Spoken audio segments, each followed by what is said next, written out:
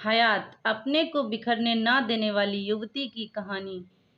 किसी के जीवन में क्या घट रहा है, यह देखकर अंदाजा लगाना मुश्किल ही होता है। कुछ ऐसा ही हुआ था हयात के साथ। कल जल्दी आना। क्यों? हयात ने पूछा। कल से रिहान सर आने वाले हैं और हमारे मिर्जा सर रिटायर हो रहे हैं। कोशिश करूंगी, हयात ने जवाब तो दिया, लेकिन उसे खुद पता नहीं था कि वह वक्त पर आ पाएगी या नहीं। दूसरे दिन रिहान सर ठीक 10 बजे ऑफिस में पहुंचे। हयात अपनी सीट पर नहीं थी।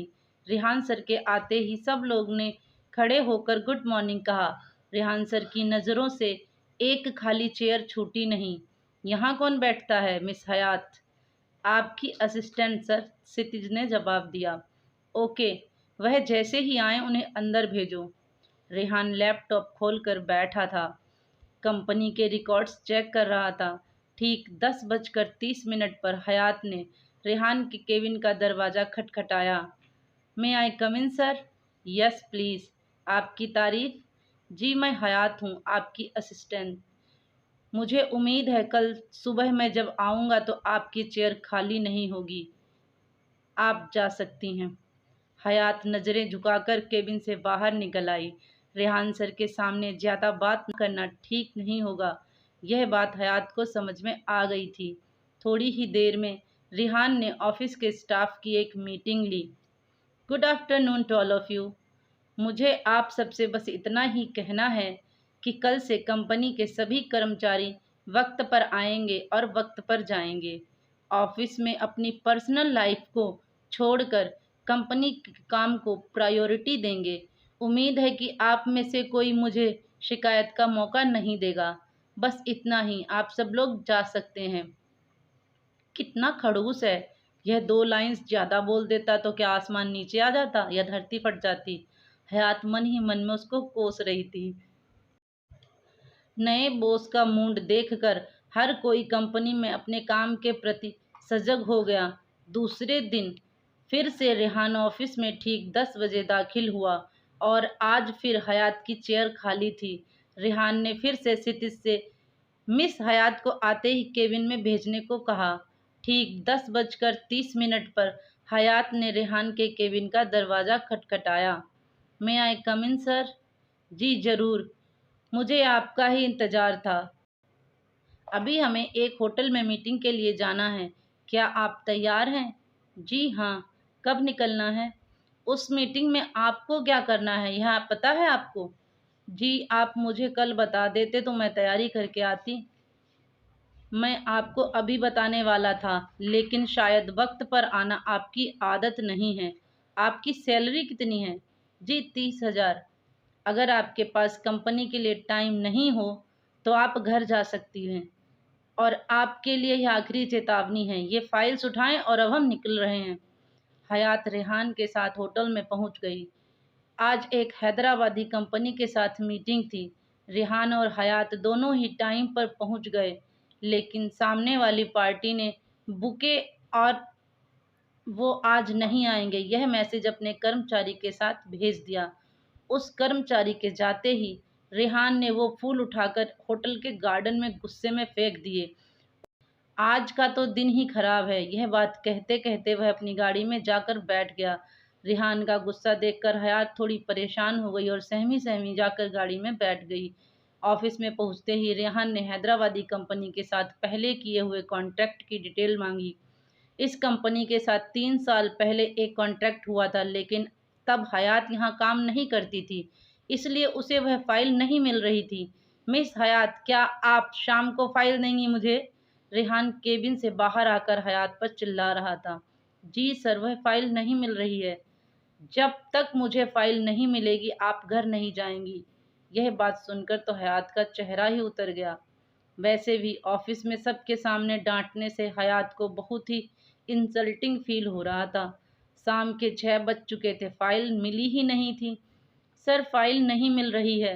रेहान कुछ बोल नहीं रहा था, वह अपने कंप्यूटर पर काम कर रहा था। रेहान की खामोशी हयात को बेचैन कर रही थी। रेहान का रवैया देखकर वह केबिन से निकल आई और अपना पर्स उठाकर घर निकल गई।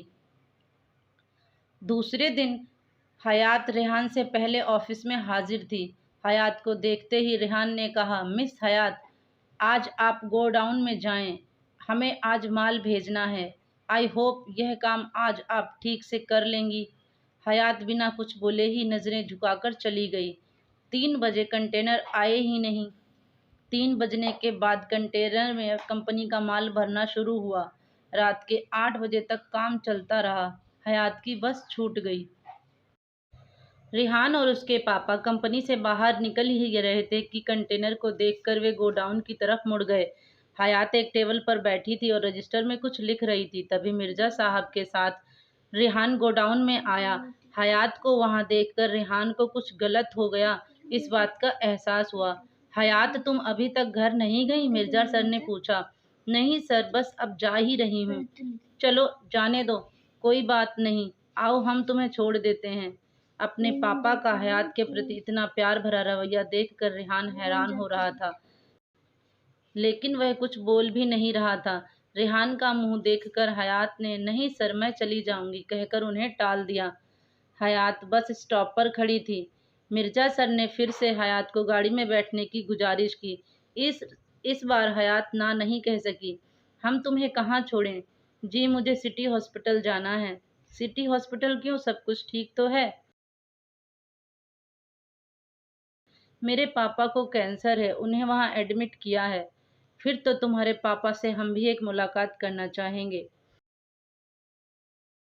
कुछ ही देर में हयात अपने मिर्जा सर और रेहान सर के साथ अपने पापा के कमरे में आई।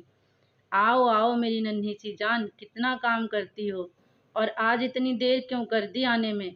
तुम्हारे नए बॉस ने आज फिर से तुम्हें परेशान किया क्या? हयात के पापा की यह बात सुनकर तो हयात और रेहान दोनों के ही चेहरे के रंग उड़ गए। बस अब्बू, कितना बोलते हैं आप।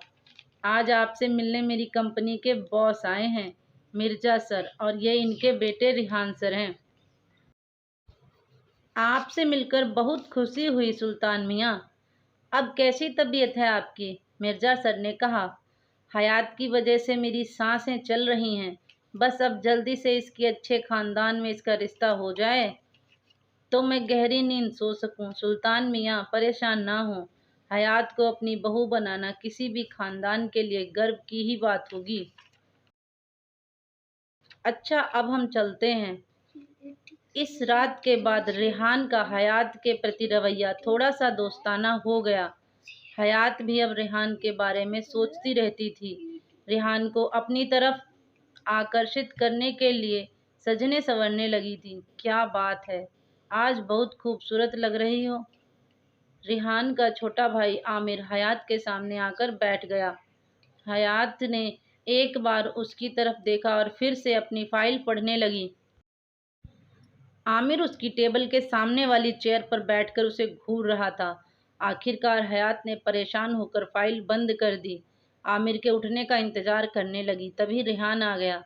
हयात को आमिर के सामने इस तरह से देखकर रेहान परेशान तो हुआ, लेकिन उसने देखकर भी अनदेखा कर दिया। दूसरे दिन रेहान ने अपने केबिन में एक मीटिंग रखी थी। उस मीटिंग में आमिर को रेहान के साथ बैठना था, लेकिन वह जानबूझकर हयात के बाजू में आकर बैठ गया। हयात को परेशान करने का कोई मौका वह नहीं छोड़ रहा था, लेकिन हयात हर बार उसे देखकर अनदेखा कर देती थी। एक दिन तो हद ही हो गई। आमिर ऑफिस में ही हयात के रास्ते में खड़ा हो गया। रेहान तुम्हें महीने के 30,000 रुपये देता है, मैं एक रात के दूंगा। अब तो मान जाओ। यह बात सुनते ही हयात ने आमिर के गाल पर एक जोरदार चांटा जड़ दिया। ऑफिस में सबके सामने हयात इस तरह रिएक्ट करेगी, इस बात का आमिर को बिल्कुल भी अंदाजा नहीं था।